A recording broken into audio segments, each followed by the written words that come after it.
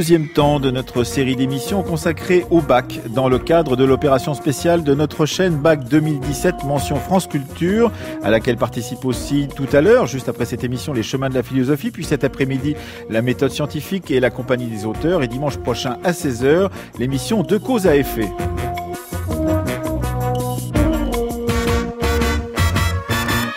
Après avoir hier exploré le thème « Gouverner la France » avec Sébastien Durand, professeur au lycée Olympe de Gouges à Noisy-le-Sec, et avant demain de nous interroger sur la guerre d'Algérie avec Sylvain Boulouk et ses élèves du lycée Gustave Eiffel de Rueil-Malmaison, nous nous arrêterons ce matin en compagnie de Nathalie Coste, professeure au lycée Saint-Exupéry de Mantes-la-Jolie, qui est venue avec 2 classes pour cette émission sur la puissance américaine dans le monde. Pour commencer, comme pour toutes les autres émissions de cette série, nous vous proposons un reportage sur un lieu d'histoire emblématique du sujet du jour. Ce matin, nous vous emmenons dans une prise de son de Yves Lehors. C'est une réalisation de Véronique Samuilov au musée franco-américain de Blérancourt, dont la conservatrice Mathilde Schneider nous retracera l'histoire qui plonge en pleine Première Guerre mondiale.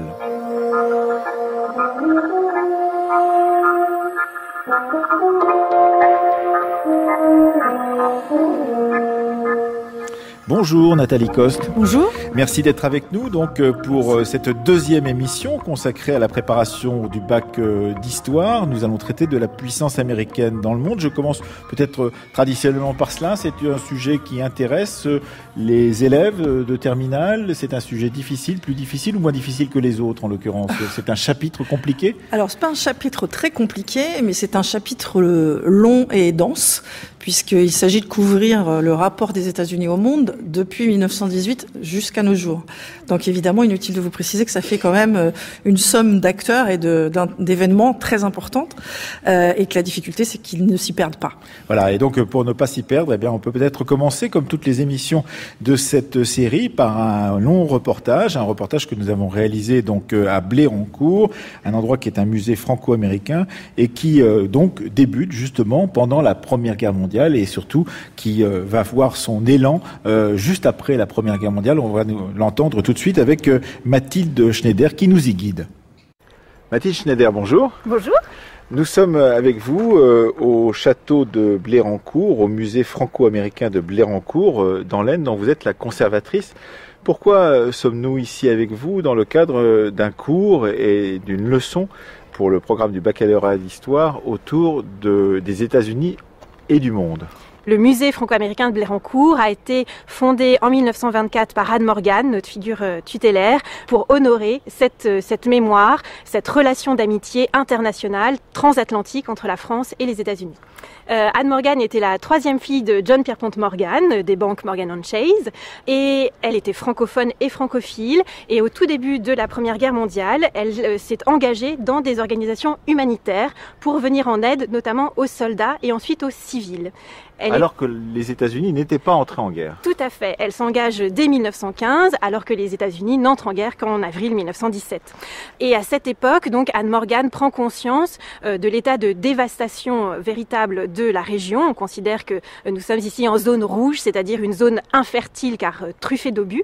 Et le général Pétain, qui a alors son QG au palais de Compiègne, lui assigne en réalité les ruines du château de Blérancourt parce que les troupes allemandes viennent de quitter la région et que donc il est important de venir au secours des civils dans cette région, donc autour de Blérancourt. Et on va s'approcher de l'endroit où elle s'installe dans ce château de Blérancourt pour à la fois y vivre avec ses volontaires, mais aussi pour accueillir des donateurs, puisque le principe de cet endroit, c'est d'accueillir des donateurs américains en particulier, qui vont aider à la reconstruction des régions dévastées pendant la Première Guerre mondiale. Alors nous sommes ici dans un très bel endroit, donc ce rez-de-chaussée de ce petit pavillon où elle avait élu domicile, donc Anne Morgan, jusqu'à la veille de la Seconde Guerre mondiale, décoré très sobrement, pourrait-on dire, avec au-dessus des chambres, j'imagine, pour pouvoir accueillir ses amis qui venaient, qui étaient parmi les nombreux donateurs de cette organisation qu'elle avait créée. Comment s'appelait cette organisation ? Alors, Anne Morgan vient en 1917 sous le nom de l'American Fund for French Wounded, puisque c'est la première organisation à laquelle elle a participé, et elle crée une section civile, donc spécialement dédiée aux civils, comme son nom l'indique, à Blérancourt. Et puis, petit à petit, elle va prendre de l'autonomie par rapport à cette première organisation, et elle va fonder le Comité américain pour les régions dévastées en 1918, juste au printemps 1918, lorsque les troupes allemandes reviennent dans la région et qu'elle aide à évacuer les populations de Blérancourt et de la zone, donc vers le sud et vers l'Île-de-France. Parce qu'il faut penser qu'effectivement cette région a été très disputée entre troupes alliées et troupes allemandes, et qu'il y a eu des allers-retours, des sortes de respiration du front qui ont fait avancer le front de plusieurs dizaines de kilomètres, puis reculer ensuite. Oui, alors Blérancourt est vraiment au milieu de cette zone d'aller et retour de la ligne de front, donc les populations vraiment subissent de manière très très forte les dommages de la guerre, et à l'issue de la guerre, donc lorsque le comité américain revient vraiment sur le plus long terme, puisqu'ils vont rester jusqu'en 1924, ce qui est assez long pour une organisation humanitaire notamment étrangère, les civils et les populations de la région vivent dans des cagnats, c'est-à-dire des tranchées sur lesquelles on pose tout simplement une tôle ondulée pour faire un toit, et les premières familles s'installent dedans, sous ces abris de fortune, dans les ruines évidemment de leur propre maison. Et donc le principe d'Anne Morgan et de ses volontaires américaines, c'est vraiment d'aller au plus proche de ces populations pour leur rapporter de la joie de vivre et du secours, bien sûr. Vous nous dites les volontaires américaines. La particularité effectivement de cette organisation montée par Anne Morgan, c'est qu'elle mobilise des femmes, y compris dans des travaux qui ne sont pas des travaux habituellement dévolus aux femmes dans la France et même le monde du début du XXe siècle, en particulier les travaux de mécanique ou de chauffeur, puisqu'elles vont sillonner toute la région. C'est cela, Mathilde Schneider ? Oui, tout à fait. Il est amusant de lire dans les mémoires de certains hautes personnalités locales que les centres du comité américain sont comme des essaims qui, le matin, vibrent et bourdonnent, et puis tout d'un coup, les volontaires montent dans leurs forts de thé, donc les fameuses forts de thé importées des États-Unis, et grâce à de jeunes femmes qui, à la fois, ont leur permis de conduire, ce qui n'est pas donné à toutes les femmes américaines de l'époque. Pour beaucoup d'entre elles, ce sont de très jeunes femmes issues de la bonne société américaine, et à lire leurs lettres, on comprend qu'elles n'ont pas vraiment idée du terrain et vraiment de l'état de la région dans laquelle elles vont arriver et dans laquelle elles vont travailler. Et donc, grâce à ces forts de thé, elles vont en effet donc sillonner la région. On considère que le CARD a aidé à peu près 130 villages et 60 000 personnes sur cette période des 7 années de 1917 à 1924. Et les aides comment ? Anne Morgan parle toujours d'une reconstruction morale et sociale. Ce sont des termes assez forts pour nous encore aujourd'hui, pour montrer bien la globalité de l'appréhension de la reconstruction dans la tête, dans l'esprit d'Anne Morgan. En effet, elle s'attache finalement assez peu à la reconstruction architecturale, par exemple. Elle aide au tout départ à la remise en culture des champs et surtout à la réorganisation des fermes en coopératives agricoles. Parce qu'évidemment, les femmes, pour beaucoup d'entre elles, donc les veuves, ont du mal à s'organiser et justement à reprendre des activités qui étaient davantage masculines. Donc le comité américain va les aider, à la fois en fournissant des tracteurs, mais aussi des bêtes, des chèvres, des poules, etc. Et tout simplement en fournissant un petit peu de main-d'œuvre pour aider ces femmes à se réorganiser entre elles.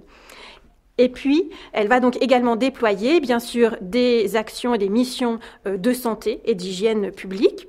Elles vont également vraiment importer à Blérancourt les Rolling Libraries, donc ces bibliothèques circulantes qui sont en fait vraiment l'ancêtre de nos bibliobus, puisque c'est l'une des disciples françaises des volontaires du comité américain qui va créer le premier bibliobus de laine à Soissons, qui est Victorine Vérine. Elles remettent également au goût du jour à la fois des jeux et des fêtes traditionnelles, car Anne Morgan n'est pas du tout dans une optique d'impérialisme culturel, bien au contraire. Elles vont donc essayer de recréer ce lien social entre les familles et les membres de ces familles décimées, notamment grâce, par exemple, au jeu de boules picardes qu'elle fait installer sur les pelouses du château, en restaurant le jeu d'arc, qui est vraiment un jeu vraiment très traditionnel dans la région. Voilà, et en apportant de la joie de vivre et des sports à Blérancourt. Pour faire cela, il faut avoir de l'argent. Et donc, elle va mobiliser jusqu'à 5 millions de dollars, c'est ça, pendant cette période-là, pour pouvoir, auprès des Américains, drainer des fonds pour aider justement toutes ces actions culturelles, éducatives et de reconstruction. Tout à fait. Elle va dédier une partie de sa fortune personnelle pour investir donc des fonds. Elle a également donc une vision assez moderne quand même pour l'époque, notamment grâce à la photographie et au cinéma, puisque dès 1917-1918, elle va déléguer un opérateur cinématographique et un opérateur photographique qui vont travailler de concert en binôme et sillonner la région pour réaliser des films que nous avons encore et également de très très très nombreuses photographies qui sont ensuite montées en album et distribuées ou vendues lors des soirées de levée de fonds, qu'il s'agisse de soirées de levée de fonds et de galas à Paris ou notamment à New York. En invitant par exemple et en appelant l'aide de Charlie Chaplin pour diffuser en avant-première de son film Le Gosse au Théâtre des Champs-Élysées en 1921, un des premiers films du comité américain, et s'assurer ainsi bien sûr une grande visibilité auprès de l'élite parisienne. Alors Mathilde Schneider, je vous propose de quitter cet endroit, ce pavillon dans lequel a vécu Anne Morgan, pour rejoindre un autre endroit de ce musée franco-américain de Blérancourt où on va justement parler de cette longue histoire de l'amitié franco-américaine avec vous, Mathilde Schneider.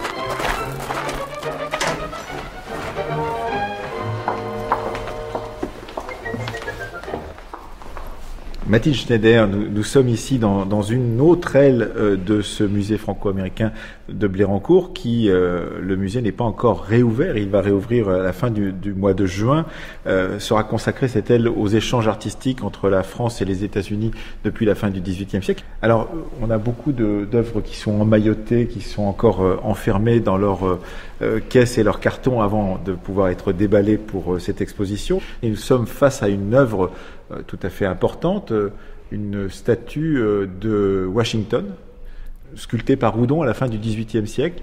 Et donc ça veut dire aussi qu'il y a dans cet endroit-là non seulement le souvenir de cette aide américaine au moment de la Première Guerre mondiale, mais aussi le souvenir d'une longue histoire des relations franco-américaines depuis la fin du XVIIIe siècle. Et oui, exactement. Et même ce que nous avons abordé concernant la venue d'Anne Morgan est en fait très lié à ce soutien français pendant la guerre d'indépendance américaine, donc à la fin du XVIIIe siècle, puisqu'en effet, c'est à partir de cette fin de XVIIIe siècle que la communauté américaine croît de manière très importante, notamment à Paris, puisque Benjamin Franklin, notamment, vient en tant que ministre plénipotentiaire, si je puis dire, invoquer la cause des insurgents américains, donc des troupes de George Washington, auprès de Louis XVI pour recueillir l'aide donc des forces militaires françaises. Louis XVI va donc accorder cette aide militaire et de très nombreux jeunes hommes vont s'engager dans ce soutien aux troupes américaines contre l'Empire britannique au titre d'idéaux qui sont les idéaux des Lumières en réalité, puisqu'il s'agit de la liberté et notamment de l'égalité entre les hommes. Il semble évident à lire les écrits de grandes personnalités américaines pendant la Première Guerre mondiale, notamment avant l'engagement des États-Unis en 1917, que cet équilibre, ce juste retour des choses donc entre ce soutien français aux troupes américaines fin 18e et l'engagement de ces volontaires américains, je le rappelle tout de même au péril de leur citoyenneté, puisque les États-Unis restaient neutres encore jusqu'en avril 1917, cet équilibre est vraiment très clair. Une partie des Américains ne peut pas supporter l'idée que la France, leur amie de toujours, soit ainsi donnée en pâture aux troupes germaniques. Et donc, c'est sous cet idéal qu'ils s'engagent, à la fois comme membre de l'escadrille Lafayette, évidemment, et le nom est très révélateur, mais également dans bien d'autres organisations comme la Croix-Rouge américaine, l'American Field Service et également bien sûr le comité américain d'Anne Morgan, puisqu'elle aussi s'engage au titre de ce soutien et de cette amitié historique avec la France. Alors on est devant ce Washington en pied, donc un très beau bronze retiré en fait juste avant la Première Guerre mondiale. C'est un nouveau tirage, pourrait-on dire, du début du XXe siècle. Donc d'après la sculpture de Houdon, qu'est-ce qu'on en sait de ce Washington et comment a-t-il atterri là ? Alors, cette sculpture, en tout cas l'histoire de son original, est tout à fait intéressante puisque à la toute fin du XVIIIe siècle, lorsque les tout jeunes États-Unis ont voulu rendre hommage à George Washington, qui est donc vraiment l'un des pères fondateurs, bien sûr, mais une figure extrêmement emblématique des États-Unis, Jefferson estimait que aucun artiste américain de l'époque, de nationalité américaine, n'était en compétence de rendre hommage avec grâce et esthétique à cette figure emblématique qui était George Washington. Et il a donc fait appel à Jean-Antoine Houdon, qui est donc venu à Mount Vernon, dans la propriété de Washington, prendre et faire des esquisses sur le vif, si je puis dire, de cette personnalité avant d'en réaliser donc une sculpture en pied, comme vous le voyez ici.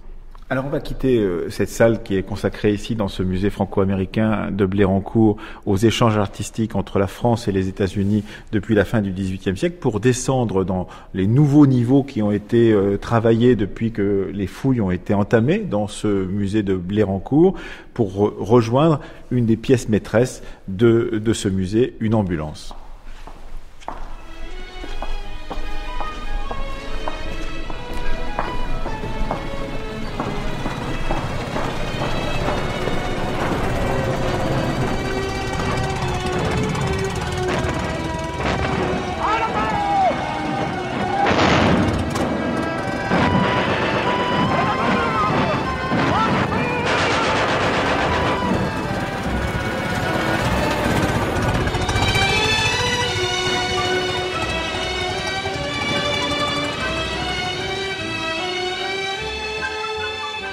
Mathilde Schneider, dans ce qui n'est encore qu'une sorte de fantôme de musée, et c'est assez impressionnant de se promener dans un fantôme de musée où les vitrines sont là mais les œuvres ne sont pas encore installées, où on a l'impression d'entrer dans ce qui sera une sorte de squelette dont la chair seront les œuvres qui seront installées dans quelques temps pour l'ouverture à la fin du mois de juin de ce musée franco-américain de Blérancourt.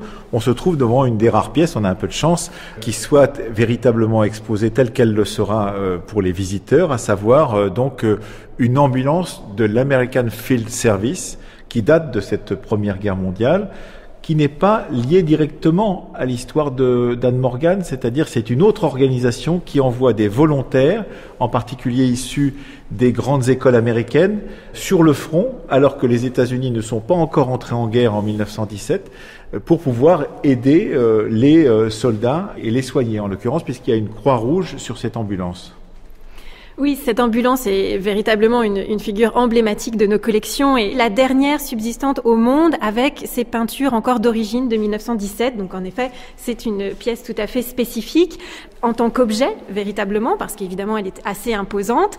Une Ford T qui a été donc adaptée puisque le caisson peut accueillir soit 3 brancards, soit 4 soldats blessés assis. Et donc ce caractère modulable, évidemment, a fait le succès de cette Ford T pendant la Première Guerre mondiale.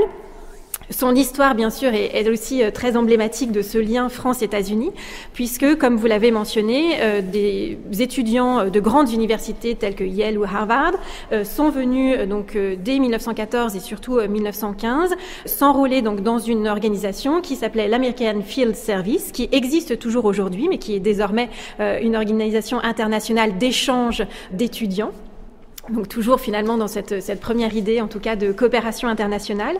Et cette organisation, qui est donc l'une des premières à se mettre en place, était très liée à l'hôpital américain de Neuilly, qui lui aussi donc existe toujours bien sûr aujourd'hui, qui avait dès l'automne 14 un système d'ambulance, mais Abraham Piatt Andrew, qui est donc le fondateur de l'American Field Service, s'est quant à lui un petit peu battu avec l'état-major français pour que ce dernier accepte que des ambulanciers américains aillent jusque sur les lignes de front, récupérer des blessés français et les ramener dans les hôpitaux, notamment à l'hôpital américain.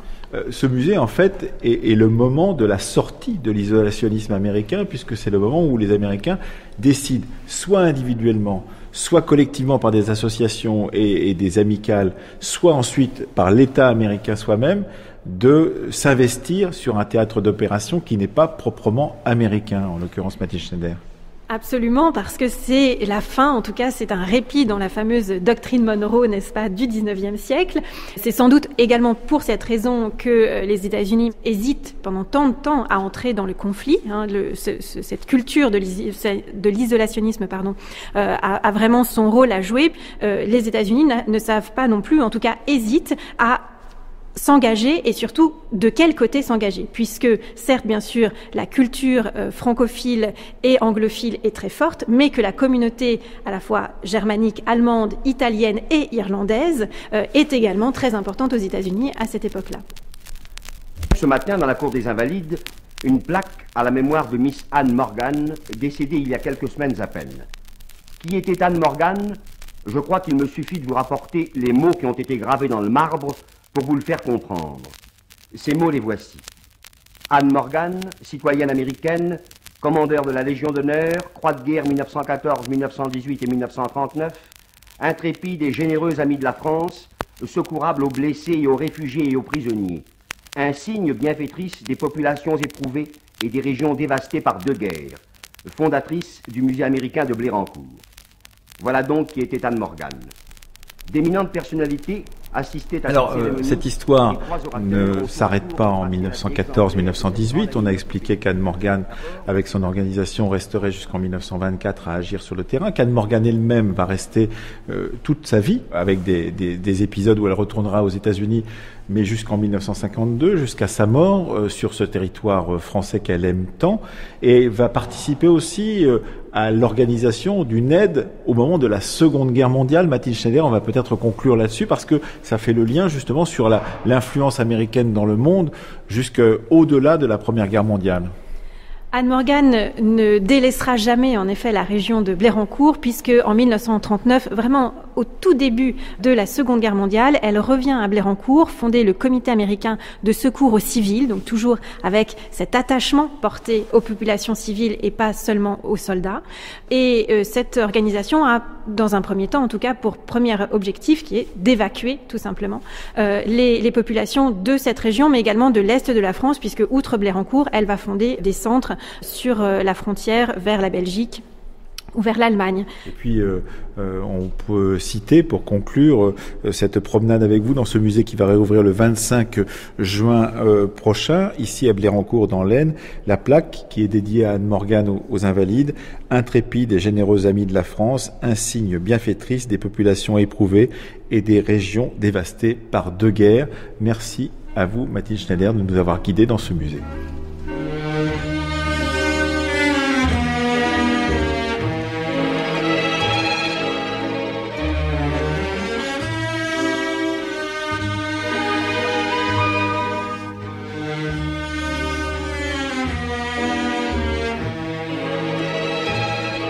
Voilà, Nathalie Coste, nous venons d'écouter donc ce documentaire, cette balade au musée donc franco-américain de Blérancourt. Alors, ça n'est pas directement dans le thème de ce chapitre autour de la puissance américaine dans le monde, mais néanmoins, cela permet peut-être d'amorcer cette question puisqu'on est en pleine Première Guerre mondiale et que cette sortie hors de son pays, de la puissance américaine, c'est l'inauguration d'une longue d'autres sorties de ce type, en l'occurrence Nathalie Coste. Voilà, oui, tout à fait, puisque justement un des aspects principaux de ce sujet, c'est de réfléchir sur la façon dont les États-Unis se comportent à l'égard du monde, c'est-à-dire cette oscillation entre l'isolationnisme et l'interventionnisme.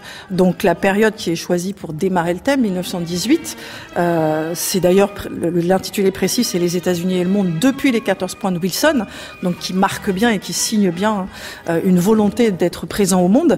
Bien sûr, peut être illustré notamment par ce reportage et ce qu'on y découvre. Tout donc à fait. Ce qu'on a écouté dans ce reportage peut-être servir pour, disons, parer sa copie de quelques remarques en ouverture, en particulier de ce thème sur les États-Unis et le monde à partir des 14 points du président Wilson. Donc, comment commence-t-on une copie sur un thème comme celui-ci, Nathalie Coste ? Alors, pour commencer une copie, de façon très classique, on procède évidemment aux étapes méthodologiques qui sont incontournables. Donc, il s'agit évidemment d'accrocher le correcteur. Alors, évidemment, sur ce sujet de la puissance extérieure américaine, puisqu'en fait, ça revient quand même à ça, beaucoup de choses interrogent dans l'actualité, et on peut partir en effet ou du passé ou du présent. Et bien évidemment, il n'a pas échappé aux élèves que la présidence de Trump inaugure de ce point de vue-là des incertitudes. Donc on peut partir d'une petite citation, par exemple, de Trump, qui dit la chose suivante: l'internationalisme américain est bon pour le reste du monde. S'il est bon pour le reste du monde, ne l'est pas pour les États-Unis. C'est un bad deal. Donc on peut partir de cette affirmation qu'on sera amené à interroger en conclusion, puisque évidemment on voit bien que la lecture de la politique étrangère de Trump n'est pas si simple, et qu'elle est faite à la fois un peu des deux, mais c'est une idée. Bon, après on peut aussi évidemment évoquer des traces plus anciennes, comme celle de la coopération franco-américaine dont on vient de parler dans le reportage. Donc ça c'est en ouverture, cette capacité justement, par une citation. La citation c'est important, comme nous le disait toujours apprécié. Hier Sébastien Durand. Oui, c'est toujours apprécié par les correcteurs de voir que l'élève fait un effort pour connecter son sujet à une réflexion plus large et pour partir alors ou d'une citation connue ou peut-être d'un fait d'actualité, en tout cas de le relier à quelque chose de vivant. Alors après, bien sûr, s'imposent les étapes classiques de l'introduction, c'est-à-dire l'analyse du sujet, et évidemment il s'agit là de terme à terme voir à quoi renvoie d'abord les États-Unis en tant que tels, puisque là ils sont caractérisés clairement comme une puissance qui s'est bâtie à partir à la fois de l'économie, de la technique, de l'industrie, de sa puissance militaire, mais aussi, et c'est apprécié en introduction, de fondamentaux qui sont plus idéologiques et religieux.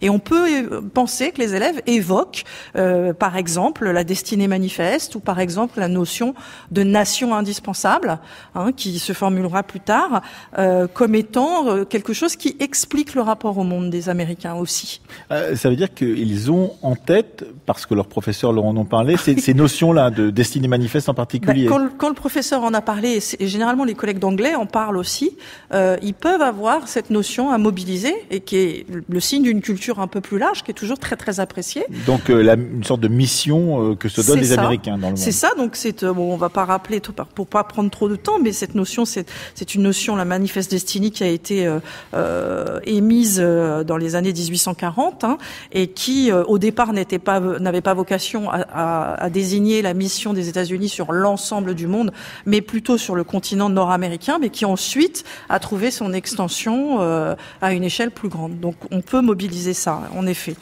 Et puis évidemment, ce qu'il convient de faire, c'est de s'interroger bien sûr sur ce que sont les États-Unis comme puissance, puisque je rappelle que ce chapitre s'inscrit dans un thème plus large qui comporte la comparaison de deux puissances, qui sont la Chine et les États-Unis, qu'on essaie évidemment d'interroger. Il faut évidemment réfléchir à la délimitation chronologique. Elle doit être justifiée par l'élève. Et le candidat doit montrer que 1918 lui évoque précisément quelque chose, les 14 points de Wilson aussi, et puis bien sûr jusqu'à nos jours, ça l'invite aussi bien sûr à une réflexion sur le long terme et sur le temps long. Donc de quoi est-il question dans cette délimitation chronologique depuis la fin de la Première Guerre mondiale? C'est effectivement, on le disait, la marque de l'engagement des États-Unis dans un conflit mondial à partir de 1917, alors qu'ils n'y étaient pas disposés, et qu'ils étaient comme traditionnellement attachés à une forme d'isolationnisme. Mais leurs intérêts étant menacés par la guerre sous-marine à outrance, ils entrent en guerre donc en avril 17, et cette sortie de tradition isolationniste, elle est portée par Wilson, qui était initialement en face avec la doctrine Monroe, qui était elle pourtant l'inverse, et que les élèves connaissent aussi, qui va pourtant donc dérouler dans ces 14 points un programme de réorganisation finalement du monde au sortir de la Première Guerre mondiale, qui sera, on le rappelle, pas validé d'ailleurs par les États-Unis, et que cette décision va ouvrir un cycle très long jusqu'à nos jours d'oscillation, et c'est vraiment le cœur du sujet, entre interventionnisme et isolationnisme selon les périodes, qui évidemment suppose d'élaborer un plan chronologique qui nous amène de la décision de Wilson au leading from behind d'Obama, qui consistait à avoir une forme de retrait, et puis aux incertitudes de Trump. Donc pour ça, on peut proposer évidemment une problématique qui réfléchit sur le lien signifié par le « et » dans le sujet, puisque dans l'énoncé, les États-Unis et le monde, voilà. Donc tout est contenu dans ce « et » qui donc indique de réfléchir sur un lien, une relation au monde. et sur les modalités de ce lien qui relèvent à la fois de la domination, du partenariat, de l'impérialisme et du retrait suivant les périodes. Donc il faut avoir ça dans la tête à chaque fois, et je pense que la problématique doit tourner autour de ça. Donc moi je peux en proposer peut-être une qui serait comment est née et s'est déployée la puissance des États-Unis depuis 1918 et quelles en sont les caractéristiques depuis la fin de la Première Guerre mondiale jusqu'à nos jours. D'accord. Alors je crois quand même utile de préciser aux candidats qu'il y a quand même des écueils sur ce sujet qu'il faudrait bien identifier. Qu'en général, nous, en cours, on identifie bien, mais il ne faut pas, premièrement, qu'ils se laissent noyer, on le disait en introduction, sous la multitude d'événements sur la période, qu'ils peuvent connecter à d'autres chapitres en plus, parce que forcément, ils ont vu dans d'autres chapitres se dérouler des différentes choses. Donc, il ne faut pas perdre de vue la réflexion sur le sujet qui consiste à traiter les modalités du rapport au monde des États-Unis. Ça veut dire ne pas rentrer dans les détails de la politique intérieure des États-Unis, par exemple. Même si parfois ils sont obligés de s'y connecter pour expliquer les choix extérieurs, il ne faut pas se laisser embourber dans cette direction. Et il faut évidemment aussi être capable de connaître la succession des présidents, leur appartenance politique et des grands choix qui ont été faits.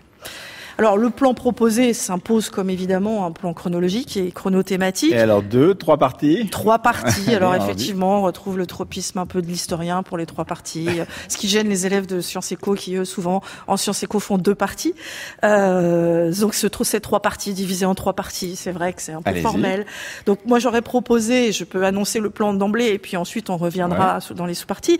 Une première partie qui, justement, réfléchisse sur la tentation de l'isolationnisme et sa sortie, sortir de la tentation de l'isolationnisme et y re-rentrer d'une certaine manière, qui nous a conduit de 1918 où Wilson essaie de construire la SDN, essaie d'ouvrir les États-Unis au monde, jusqu'à 1941 où ils rentreront à nouveau dans une politique extérieure beaucoup plus visible, beaucoup plus marquée.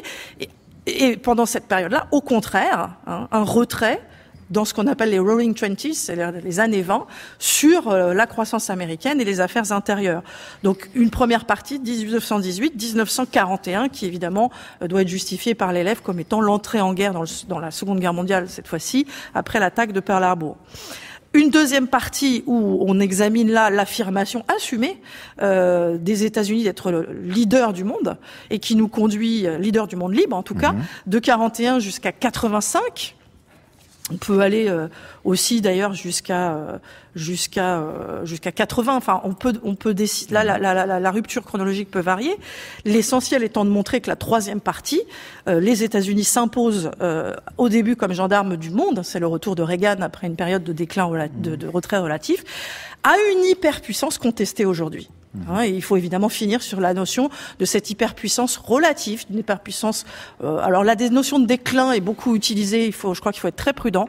Il ne faut pas affirmer un déclin des États-Unis, mais une hyperpuissance peut-être en déclin relatif ou en tout cas contestée. D'accord. Alors on part tout de suite sur la première partie, donc avec vous, Nathalie Coste. Donc sortir de la tentation de l'isolationnisme. Alors ça a été évidemment la position de l'idéalisme wilsonien qu'on peut développer dans une première sous-partie où Wilson décide de faire entrer les États-Unis dans la direction du monde en adoptant un programme qu'il présente et qui a énormément de succès en Europe, beaucoup moins aux États-Unis d'ailleurs, qui est contenu dans ce qu'on appelle les 14 points, donc sur lesquels on va pas revenir, mais qui est à la fois une affirmation de 2 principes très forts, le droit des peuples à disposer d'eux-mêmes, qui sera repris après d'ailleurs dans la Charte de l'Atlantique, et la généralisation du libre-échange. Alors il y a d'autres éléments dans les 14 points, mais je crois qu'il faut insister là-dessus. Et c'est le moment où les États-Unis affirment aussi leur poids économique en 1918, puisqu'ils sont la seule nation en capacité de dominer la hiérarchie économique mondiale, qui sont à l'origine de 16% du commerce mondial, qu'ils ont 60% du stock d'or, et que donc ils s'imposent comme étant la nouvelle puissance, la vieille Europe étant évidemment en déclin. Donc le wilsonisme, on peut le rappeler, vaudra quand même aussi le prix Nobel de la paix à son auteur en 1918. 1919. Mais bien sûr, donc cette première sous-partie étant posée, on s'aperçoit que Wilson ne va pas avoir le succès aux États-Unis qu'il connaît en Europe, et les États-Unis ne vont pas ratifier, le Sénat américain ne va pas ratifier l'adhésion à la SDN. Et les années 20 aux États-Unis vont être des années de repli, plutôt sur leur zone d'influence. Le principe de la SDN est donc refusé, le traité de Versailles est rejeté, et on a un retour des républicains aux élections présidentielles de novembre 1920 avec Harding, dont le slogan était America First. Voilà. Donc ces années-là sont marquées aussi, bien sûr, par le poids de la grande crise. Alors d'abord d'une prospérité euphorique, et puis ensuite le poids de la grande crise qui, évidemment, justifie encore plus le repli sur des intérêts nationaux. Ce qui est intéressant et qu'il faut que les élèves soulignent, une certaine neutralité à l'égard de la montée du fascisme en Europe. Alors cette neutralité, elle est visible par la faible intervention, y compris morale, des États-Unis sur un certain nombre de coups de force. Ce qui est intéressant tout de même, pour finir cette première partie, c'est de montrer que bien que faisant ce choix d'un isolationnisme diplomatique, on va dire, ils sont quand même des acteurs incontournables, malgré tout, et surtout, leur soft power commence à ce moment-là à se diffuser. Il faut diffuser, il faut mettre ce terme de soft power. Oui, alors il est un peu anachronique pour cette période-là, parce qu'il est inventé. Voilà, il n'existe pas à ce moment-là. Il est inventé plus tard par Joseph Nye, mais on peut en tout cas parler d'influence culturelle forte que l'on peut attester par le fait que, par exemple, ils aient 3 prix Nobel de littérature dans les années 30, par la diffusion internationale d'un certain nombre de productions destinées à un très large public, les films hollywoodiens qui véhiculent l'image de cette société dynamique, moderne, jeune. Et là, on ne manque pas de documents pour illustrer cet aspect-là.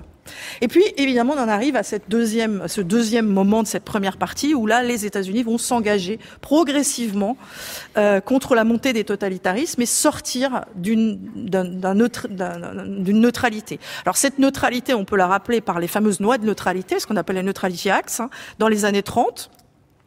Qui interdisait de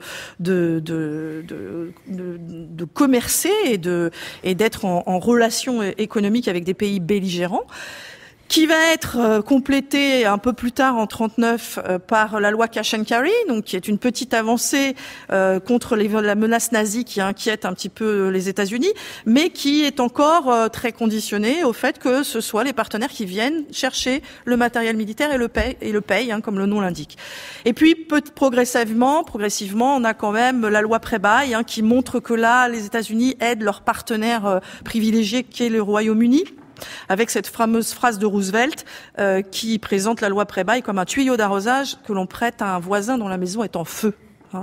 Donc cette idée me marque bien les élèves parce qu'on voit bien qu'il y a une espèce de progression crescendo qui aboutit bien sûr à l'entrée en guerre avec bien sûr l'agression japonaise de Pearl Harbor.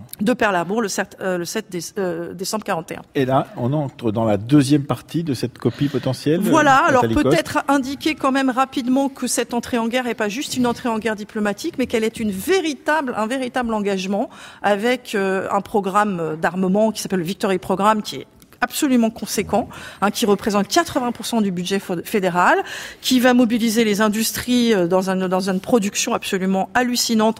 On a quelques chiffres très rapidement.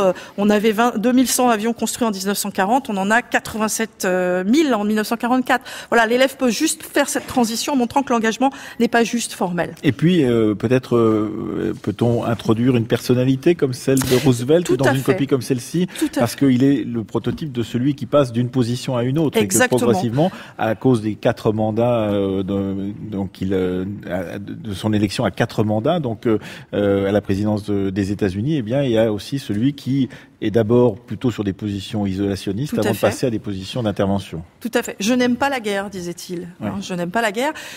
Et il va néanmoins, évidemment, après cette attaque surprise et traumatisante pour le peuple américain de Pearl Harbor, prendre la décision d'un engagement qui sera massif, technologique, scientifique. Ça sera le lancement très rapidement du Manhattan Project, c'est-à-dire de la bombe atomique. Ça sera les Victory Programmes, ça sera les Liberty Ships. Et puis, évidemment, l'envoi des boys dans les différentes opérations opérations sur le théâtre européen. Et Pacifique aussi. Et Pacifique, bien sûr, ouais, tout à fait. Donc, on finira justement, d'ailleurs, par ce théâtre Pacifique, cette partie-là, en expliquant qu'avec l'utilisation de la bombe atomique sur Hiroshima et Nagasaki, on est véritablement là dans l'affirmation à l'égard du monde et bien évidemment à l'égard de l'allié soviétique dont on se méfie déjà, d'une puissance qui ne se discute pas à ce moment-là. Et donc ça nous permet de faire une transition vers cette deuxième partie où là, les Américains vont affirmer de façon tout à fait assumée leur position de leader du monde libre. Alors ça peut se décliner de différentes manières. Dans un premier moment de cette deuxième partie, je crois qu'il faut que les élèves expliquent bien comment les États-Unis prennent la direction du monde libre, c'est-à-dire à la fois du point de vue idéologique, l'idéal onusien, la charte de l'Atlantique, d'abord, peut-être rappeler que dès 41, elle était discutée entre Churchill et Roosevelt.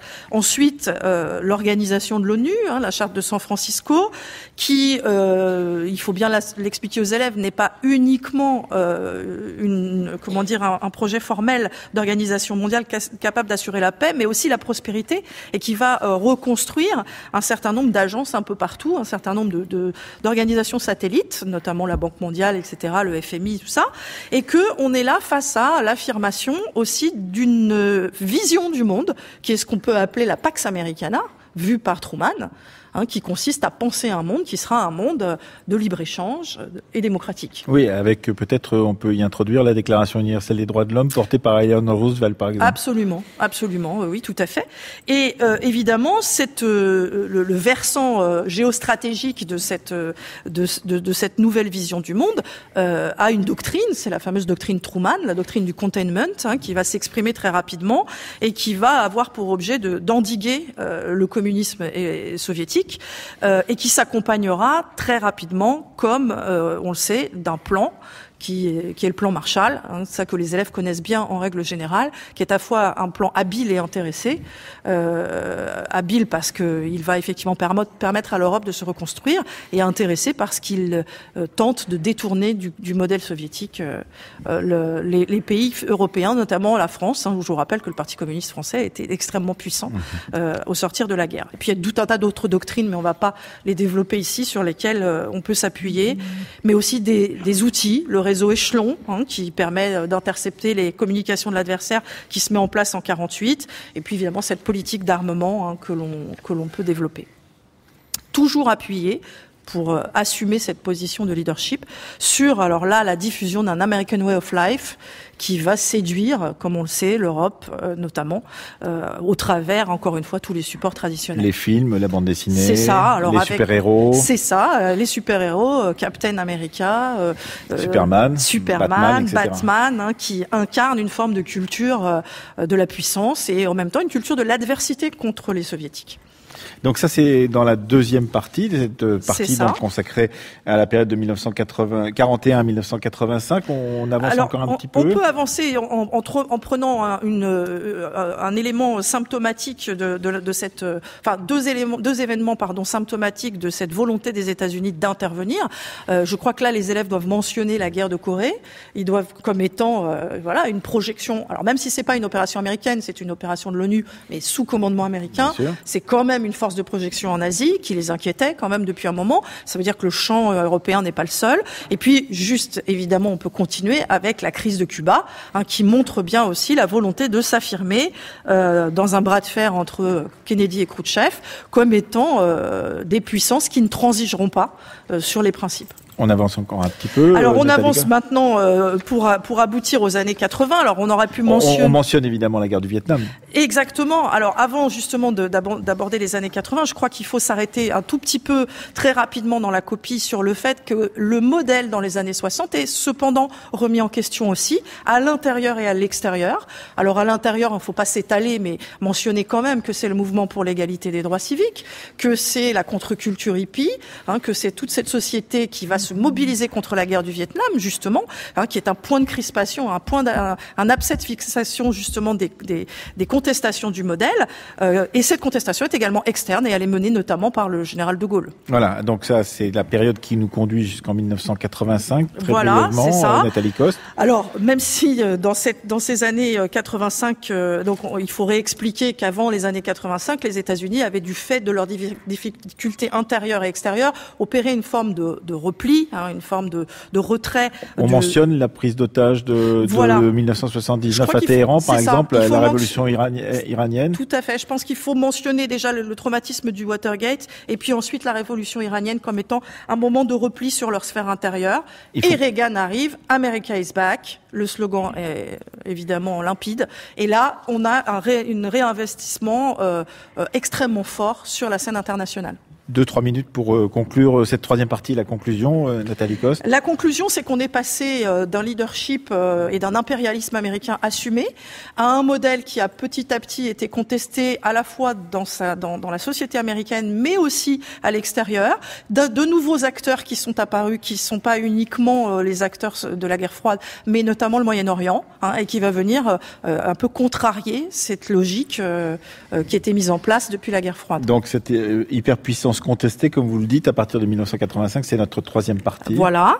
Alors pour cette troisième partie, je crois qu'il faut vraiment insister beaucoup sur ce que représente le mandat Reagan et son programme, qui désigne l'empire du mal et qui fait de l'URSS son ennemi absolu, qui va lancer, vous le savez, un programme absolument considérable qui s'appelle l'IDS, l'initiative de défense stratégique, appelée autrement guerre des étoiles, qui va ruiner l'URSS et qui va contribuer à l'effondrement de ce bloc soviétique, même si bien sûr il ne s'explique pas que par ça, mais on ne peut pas rentrer dans une explication trop poussée, bien sûr. Alors, mentionnez quand même que avant cet effondrement du bloc soviétique, on a quand même une nouvelle forme de tension, une nouvelle période de tension qu'on appelle la guerre fraîche, jusqu'à l'effondrement du modèle soviétique, qui est initiée par ces initiatives de Reagan, qui est initiée par la volonté de Reagan d'en découdre avec l'URSS affaiblie de son côté. 1989, chute du mur de Berlin, l'URSS qui disparaît au début des années 90, ça fait donc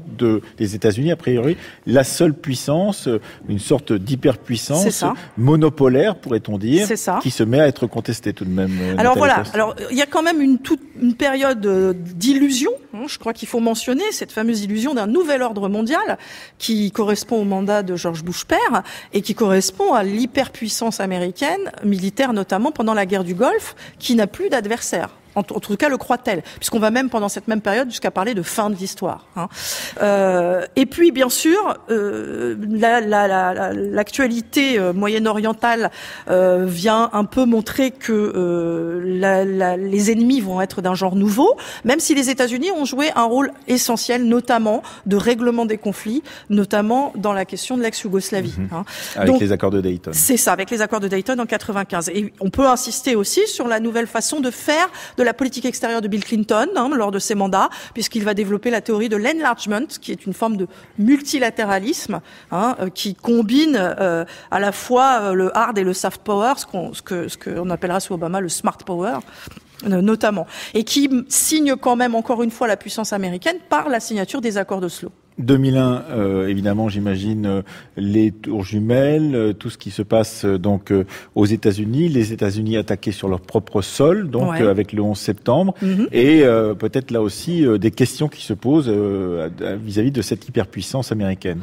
Alors voilà, c'est très clairement, je pense, la troisième sous-partie de la troisième partie que l'on peut faire du 11 septembre jusqu'à aujourd'hui, c'est-à-dire essayer de montrer comment on est passé à partir de cette attaque du 11 septembre d'un choix d'une politique unilatérale et de guerre préventive, en Irak notamment par George Bush, après avoir attaqué l'Afghanistan, qui a provoqué une désorganisation absolue évidemment du Moyen-Orient, qui a été ensuite que Obama a essayé de gérer un peu différemment, en rappelant par exemple son discours du Caire de 2009, cette volonté de main tendue au monde arabe, mais qui va être, comme on le sait, vaine. qui pourtant marquait quand même le retour à du multilatéralisme très nettement par rapport à Bush. Et pour finir, juste pour finir, je pense que la guerre en Libye est un bon indicateur du positionnement d'Obama sur cette fin de période, du fameux leading from behind, c'est-à-dire l'idée que on s'engage mais avec prudence. La Syrie, bien sûr aussi, est une illustration de cette nouvelle façon de gérer les conflits. On termine en concluant comment donc une copie comme celle-ci, en l'occurrence. Alors je crois qu'il faut Coste. vraiment que l'élève remette en perspective la progression de ces relations des États-Unis au monde, qui est passée par à la fois la volonté de se protéger de lui et en même temps d'en être un partenaire incontournable, voire hégémonique. Donc on est passé d'une puissance incontestée à aujourd'hui un renforcement de la multipolarité et à d'autres puissances émergentes qui viennent atténuer les formes de sa puissance, que le soft power reste un moyen de maintenir cette puissance américaine au monde, mais que l'avenir de cet empire américain est évidemment très incertain. Merci beaucoup Nathalie Coste. Je rappelle que vous êtes professeur au lycée Saint-Exupéry de Mantes-la-Jolie et que vous êtes venu avec 2 classes donc pour cette présentation de ce corrigé consacré donc aux États-Unis et au monde, donc la puissance américaine dans le monde. Des questions à poser à votre prof. Allez-y, mademoiselle, allez-y. Ça marche là ? Oui. Okay. Est-ce qu'on peut parler aussi du discours d'Obama au Caire en conclusion ou à la fin de la 3e partie ou pas ? Alors pas en conclusion parce qu'il est déjà dépassé. La conclusion, ça doit faire un bilan global sur le sujet et ouvrir vers une période actuelle. Et le discours d'Obama date de 2009. Mais par contre, le mentionner comme étant clairement une volonté de se positionner en rupture avec ce qu'avait fait George Bush, fils, oui, bien sûr, il faut le mentionner. Et du coup, en conclusion, on peut mettre ce qui est d'actualité avec Trump ? Oui. Moi, je pense que, alors évidemment, sans faire d'affirmation, mais en ouvrant, en disant qu'il y a des incertitudes et qu'on ne sait pas très bien s'il est interventionniste ou isolationniste et qu'il est sûrement un peu les deux. Une dernière question, une dernière remarque à votre professeur Nathalie Coste autour de cette question sur la puissance américaine dans le monde. Oui, jeune homme. On a vu que les États-Unis avaient une politique plutôt isolationniste. Pourtant, c'est en contradiction avec le nouveau président Trump qui a augmenté les dépenses militaires et organisé notamment des actes en dehors des États-Unis. Donc, est-ce qu'on peut vraiment considérer que la politique actuelle des États-Unis est isolationniste ? Tout à fait, c'est une excellente remarque. Je pense que on peut finir par le fait de douter, on peut finir par mentionner cette évolution du budget militaire qui est considérable cette année pour 2017. Je crois que c'est 14 milliards de dollars et indiquer que c'est pas tellement en effet en cohérence avec la citation de départ, si on a retenu celle-là, qui consistait de dire que l'internationalisme américain était un bad deal. Merci beaucoup Nathalie Coste et merci à vos élèves qui sont venus à la Maison de la Radio pour l'enregistrement de cette émission consacrée au programme du baccalauréat de cette année autour des États-Unis et du monde. Il faut remercier Aurélie Marseille qui a préparé cette émission ainsi que toutes les autres et aussi à la technique Olivier Dupré, Émilie Couette, Célia Dufour, Titouan Owex, Chardonnay Stevens et à la réalisation Véronique Samouilov. Vous pouvez bien entendu écouter ou réécouter cette émission sur le site internet de France Culture, www.franceculture.fr. Allez la télécharger dans l'année qui suit cette diffusion. Vous pouvez également réécouter les émissions anciennes de la Fabrique de l'Histoire consacrées au programme du baccalauréat. Demain, nous continuerons cette série en nous intéressant à un 3e sujet, à savoir la guerre d'Algérie. Et nous diffuserons un documentaire, un reportage sur les lieux du massacre du métro Charonne à Paris en 1962 en ouverture de l'émission.